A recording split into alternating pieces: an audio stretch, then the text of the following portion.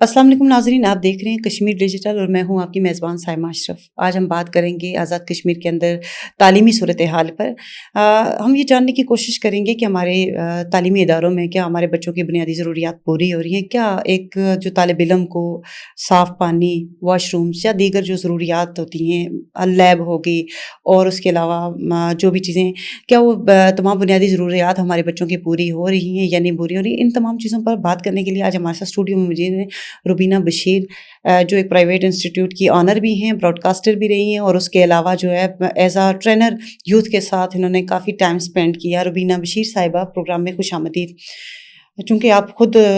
درس و تدریس کے شعبے سے وابستہ ہیں، مجھے یہ بتائیے گا کہ آزاد کشمیر کے اندر تعلیمی صورتحال کیا ہے؟ جو لاکھوں روپے کا اربوں روپے کا جو بجٹ مختص کیا جاتا ہے، کیا وہ تعلیمی جو ادارے ہیں ان پر خرچ کیا جا رہا ہے یا صرف وہ بھی کرپشن کا گڑھ بن کر رہ گیا ہے؟ بہت شکریہ کشمیر ڈیجیٹل نیوز کا کہ انہوں نے اتنے اہم موضوع کے لیے مجھے مدعو کیا۔ اور آزاد کشمیر میں اگر موجودہ تعلیمی صورتحال کے حوالے سے بات کریں تو انتہائی مایوس کن ہے، اور بہت سارے ادارے کوشش بھی کر رہے ہیں کوالٹی ایجوکیشن دینے کی، لیکن ابھی ہمیں بہت سارا کام کرنے کی ضرورت ہے، کیونکہ ابھی آپ دیکھیں کہ AI کا دور ہے اور ڈیجیٹلائز ہو گیا سارا کچھ، تو اس کے لیے ہمیں ابھی بہت کام کرنے کی ضرورت ہے تعلیمی صورتحال کو بہتر کرنے کے لیے۔ مجھے یہ لگ رہا ہے کہ ہم کوانٹٹی تو دے رہے ہیں لیکن کوالٹی ایجوکیشن میں ہم کہیں کافی قدم پیچھے ہیں، تو اس کے لیے ہم سب نے مل کر کام کرنا ہے، وہ گورنمنٹ ادارے ہیں یا پرائیویٹ ہیں، تو ہم نے، کیونکہ ہمارا آبجیکٹیو ہے کہ ہمارا کاز ہے کہ ہمارا مشن ہے کہ، تو ہم نے مل کر کام کرنا ہے اس کے حوالے سے۔ اور آپ نے جو بات کی بجٹ کی، تو مجھے یہ لگ رہا ہے کہ بجٹ زیادہ تر ہمارا تنخواہوں میں جا رہا ہے، کیونکہ آپ انفراسٹرکچر کی بات کریں تو کچھ سٹی کے اندر چند ادارے ہیں جو آپ کو لگتے ہیں کہ وہ اپڈیٹڈ ہیں، انفراسٹرکچر ان کا ٹھیک ہے، لیکن ابھی کیونکہ ہم ڈیجیٹلائزڈ ہو گئے ہیں، AI جو ہے وہ انٹروڈیوس ہو گیا ہے، تو مجھے نہیں لگتا کہ ابھی بھی ہم اکارڈنگ ٹو دا سچویشن اور اکارڈنگ ٹو دا سینچری جو ہے ہم بالکل اس طرح کام کر رہے ہیں۔ اچھا، مجھے یہ بتائیے گا سرکاری گورنمنٹ سیکٹر کو اگر ہم اس پہ بات کرنا چاہیں، آپ کیا سمجھتے ہیں کہ وہی پرانی روایتی تعلیم کتابوں کے ذریعے بچوں کو دی جا رہی ہے یا اس میں کوئی بہتری آئی ہے، کچھ بچوں کو نیا سکھایا جا رہا ہے، کوئی پریکٹیکل چیزیں کوئی کروائی جا رہی ہیں؟ گورنمنٹ اور پرائیویٹ سیکٹر میں نہیں، صرف ہم گورنمنٹ پرائیویٹ کو بھی ہم ڈسکس کریں گے، اس وقت ہم گورنمنٹ سیکٹر کی بات کر رہے ہیں، اس کے اندر کیا پرانی روایتی تعلیم ہے یا نیا کچھ؟ ابھی تو بہت ساری چینجز آ گئی ہیں، آپ دیکھیں NTS کے ذریعے بہت سارے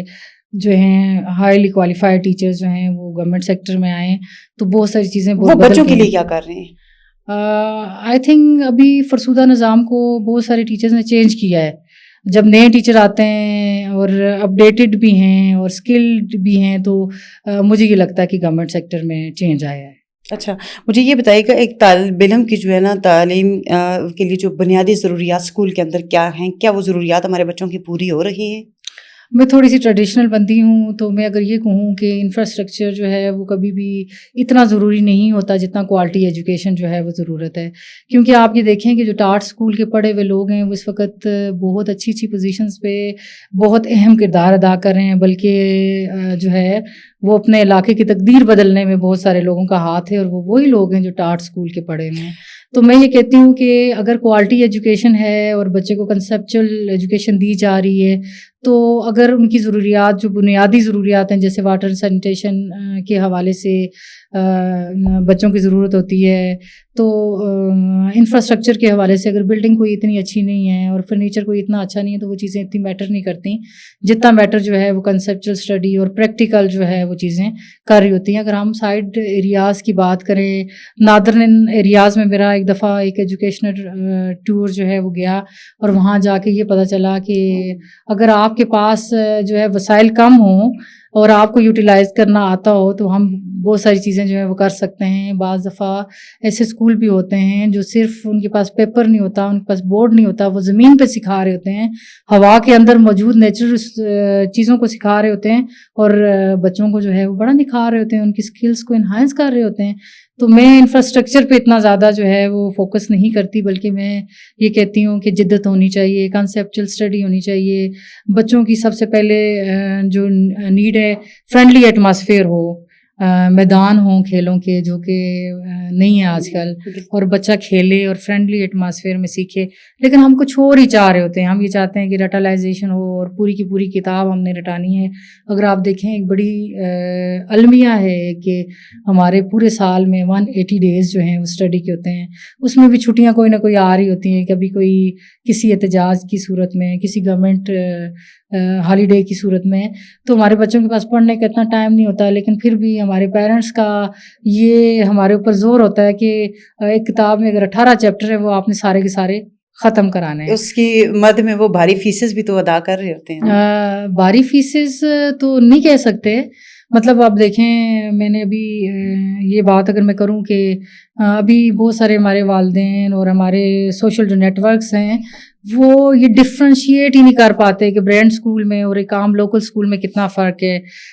ہم اکثر گروپس میں بھی تنقید کا نشانہ بن رہے ہوتے ہیں. اچھا, میں ایک چیز یہاں پہ بات کرنا چاہوں گی, آپ نے کہا کہ بھاری فیسز نہیں ادا کر رہے تھے, کیا جو پرائیویٹ سیکٹر ہے وہ جو چھٹیاں ہو جاتی ہیں بچوں کی ان ہالیڈیز کی وہ فی بھی لیتے ہیں والدین سے؟ جی بالکل لیتے ہیں. اس کی کیا وجوہات ہے؟ کیوں اس میں کوئی ڈسکاؤنٹ نہیں دیا جاتا؟ کیوں اس میں یہ وجوہات ہوتی ہیں, دیکھیں بلڈنگ کا رینٹ بھی دینا ہوتا ہے اور سارے ٹیچرز کو سیلریز بھی دینی ہوتی ہیں. تو وہ ایک جو ادارے کا آنر ہوتا ہے, جیسے برانڈ اسکول میں تو آپ کو پتہ ہے انکم کے ان کے پاس بہت سارے ذریعے ہوتے ہیں, لیکن ایک جو ادارہ چل رہا ہوتا ہے وہ فیس سے ہی چل رہا ہوتا ہے. تو اس میں یہ ہوتا ہے کہ سیلریز کی مد میں اور بلڈنگ کی رینٹ کی مد میں جو ہے نا وہ جو فیس لی جاتی ہے تو وہ یوٹیلائز کی جاتی ہے, اور فیس بھی کوئی اتنی بھاری نہیں ہوتی. اگر میں اپنے ادارے کے حوالے سے بات کروں تو میرے ادارے میں کوئی اینول چارجز نہیں ہیں, میں صرف فی لیتی ہوں, اور ایکٹیویٹی چارجز بھی کوئی نہیں ہوتے, ایکٹیویٹیز بھی ہم خود کر رہے ہوتے ہیں. تو بہت سارا جو ہے نا وہ فیسیلیٹیشن جو ہے وہ بچوں کو اور پیرنٹس کو مل رہی ہوتی ہے, ریلیف مل رہی ہوتی ہے. اور پیرنٹس بعض کوئی انتشاری پیرنٹس ہوتے ہیں جو گروپس میں یا سوشل میڈیا پہ آ کے بات کر دیتے ہیں, لیکن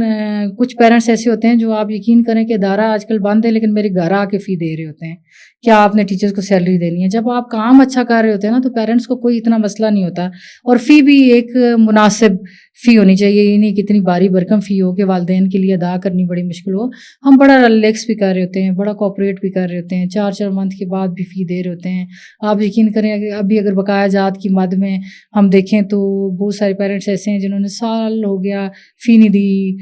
2 سالوں تک نہیں دی. تو ہم بڑا ریلیکس. اس کے لیے کیا بچوں کے ذریعے پیغام بھجواتے ہیں یا والدین کے لیے ایک الگ سے واٹس ایپ گروپ بنایا گیا ہے جس کے ذریعے آپ ان کو انفارم کرتے ہیں کہ آپ کی فی ابھی تک سبمٹ نہیں ہوئی؟ میں نے, کیونکہ آپ نے میرے انٹروڈکشن میں بھی کہا کہ میں نے بہت عرصہ ٹریننگ کروائی, میں نے ٹیچرس کے ساتھ بھی ٹریننگ کی, تو میرا تھوڑا سا باقی اسکولوں سے انداز مختلف ہے. میں بچوں کو انوالو نہیں کرتی, بچوں کی پرسنالٹی کبھی بھی میں نہیں چاہتی کہ ڈیمیج ہو. آپ کو پتہ ہے کہ فی اگر پیرنٹس ٹائملی نہیں دے رہے ہوتے اور بچے کو جا کے اب جب کہہ رہے ہوتے ہیں تو پھر وہ بچے کی جو ایک سکلز ہوتی ہیں نا وہ نکھر کے سامنے نہیں آ رہی ہوتی, وہ اپنے آپ کو ایک اچھا اسٹوڈنٹ ثابت نہیں کر پاتا, کیونکہ یہ کچھ فیکٹرز ہوتے ہیں نا جو بچے کو احساس کمتری کا شکار کرتے ہیں. تو ہم نے گروپس بنائے ہوئے ہیں, ہم کوآرڈینیشن کرتے ہیں, گروپس میں بھی نہیں کرتے. گروپس میں کیونکہ سارے پیرنٹس سے اکٹھے ہوتے ہیں تو ہم انڈیویجولی جو ہے نا ہم بھیجتے ہیں, نوٹس بھی بھیجتے ہیں, اور اس کے علاوہ جو ہے کالز کر لیتے ہیں. کوآرڈینیشن ہماری پیرنٹس کے ساتھ بڑی اچھی ہے, تو ان کے ساتھ اس طرح سے بات. ایک چیز یہ بھی دیکھنے میں آئی ہے, جو گورنمنٹ سیکٹر کے اندر جو ٹیچرز ہیں ان کی اپنے جو بچے ہیں وہ پرائیویٹ سیکٹر کے اندر پڑھ رہے ہوتے ہیں. ایک تو مجھے اس کی بنیادی وجہ بتائیں کہ ان کو اپنے آپ پہ ٹرسٹ نہیں ہے کہ ہم تو وہ دوسرے کے بچوں کو کیسے وہ کریں گے. پھر ایک اور چیز کہ اتنے پڑھے لکھے لوگوں کی موجودگی میں جو کارکردگی ہے ان کی وہ اتنی کوئی خاص نہیں ہے. اس کی کیا بنیادی وجوہات ہیں؟ میں آپ کو یہ بتاؤں کہ آپ نے کہا کہ آپ ایک ادارے میں پڑھا رہے ہیں لیکن آپ کا بچہ وہاں پہ نہیں پڑھ رہا, یہ بہت ہی مایوس کن بات ہے. بالکل, میرے ادارے میں میرا بچہ پڑھتا ہے. جب پیرنٹس کو یہ پتہ چلتا ہے کہ میرا بچہ میرے ادارے میں ہے تو میرے پاس ایڈمیشنز بھی زیادہ آتے ہیں, کیونکہ اگر میرا ادارہ اچھا نہیں ہے تو میرا بچہ میرے ادارے میں نہیں ہے. اگر میرا ادارہ اچھا ہے تو میرا بچہ میرے ہی ادارے میں ہے. کہ جتنا اچھا میں خود اپنے بچے کو دیکھ سکتی ہوں اتنا اچھا کسی دوسرے ادارے پہ ہم ٹرسٹ نہیں کر سکتے. تو میں تو یہ نہیں کہہ سکتی وہ کیوں پرائیویٹ اسکولز میں جو ہے وہ اپنے بچوں کو ایڈمیشن دلاتے ہیں. آپ کیا کہنا چاہتے ہیں کہ ان کو بھی اپنے ساتھ اسکول میں رکھیں, کیونکہ اپنے آپ پہ وہ ٹرسٹ نہیں کریں گے تو پھر دوسرے کے بچوں کو کیسے میں صرف یہ کہنا چاہوں گی کہ دیکھیں میں اکثر اپنے اسٹاف کو بھی یہی کہتی ہوتی ہوں نا کہ باقی جو پروفیشنز ہیں وہاں اگر کوئی جاب کر رہا ہے تو اس نے صرف اپنی ذات کا جواب دینا ہے نا، تو ہمیں جتنی ہمارے پاس اسٹرینتھ ہوتی ہے نا، ہمیں اتنے بچوں کے حوالے سے اللہ پاک کو جواب دینا ہے.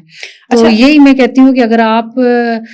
کے بچے خود وہاں نہیں پڑھ رہے تو آپ دوسروں کے بچوں کے ساتھ ناانصافی کر رہے ہیں. آپ مجھے ایک بات بتائیں کہ آپ ایک ادارے کی آنر ہیں، ہیڈ ہیں، دیکھتی ہیں آپ کی مطابق جو ہے نا وہ کیا سمجھتی ہیں کہ ایک میل بہتر طریقے سے اس ادارے کو چلا سکتا ہے یا ایک فیمیل جو ہے وہ بہترین چلا سکتی ہے؟ دیکھیں دونوں ہی جو صنف ہے نا ان میں قائدانہ صلاحیتیں ہوتی ہیں، لیکن مجھے پتہ نہیں کیوں یہ لگتا ہے کہ ایک عورت جو ماں ہے اور وہ جو ہے وہ بہت اچھے طریقے سے اپنا ادارہ چلا سکتی ہے، اور میل جہاں پہ ہیڈ ہوتے ہیں وہ کہیں نہ کہیں اپنی وائس پرنسپل فیمیل ان کی ضرور ہوتی ہے. کیونکہ آپ یہ دیکھیں کہ جب مائیں جو ہے بچوں کو گروم کرتی ہیں تو پھر محمد بن قاسم پیدا ہوتے ہیں، تو وہ 17 سال کی عمر میں سن فتح کر لیتے ہیں، اور جب مائیں بچوں کو گروم کرتی ہیں تو حضرت قائد اعظم رحمۃ اللہ علیہ پیدا ہوتے ہیں، پھر علامہ اقبال پیدا ہوتے ہیں، اور سب سے بڑی بات کہ جب حضرت فاطمہ رضی اللہ تعالیٰ عنہا نے گروم کیا تو امام حسن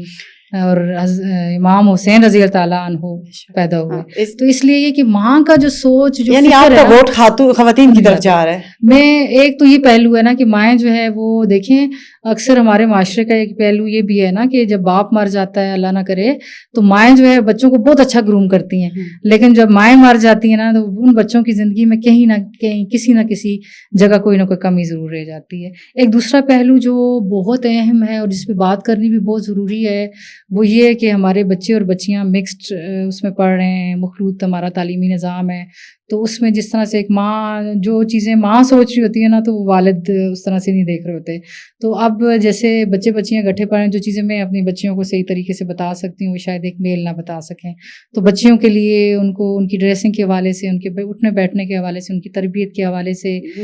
شاید ایک فیمیل جو ہے وہ بہت اچھے سے گائیڈ کر سکتی ہے. بچوں کو زیادہ ضروری چیز بچے بھی آپ کو پتہ ہے فیمیل جو ہیں ہیڈ ان کی بات بچے بھی زیادہ اچھے سے سنتے ہیں کیونکہ ایک فرینڈلی ایٹماسفیئر ہوتا ہے. بہت شکریہ روبینہ بشیر صاحبہ، آپ نے اپنے قیمتی وقت سے وقت نکالا اور ہمارے پروگرام میں تشریف لائیں. جی یہ تھی روبینہ بشیر صاحبہ جن سے ہم نے آزاد کشمیر کی جو تعلیمی صورتحال ہے اس پر ہم نے بات کی. ایک نئے مہمان کے ساتھ آپ کی خدمت میں پھر حاضر ہوں گے، تب تک کے لیے خدا حافظ.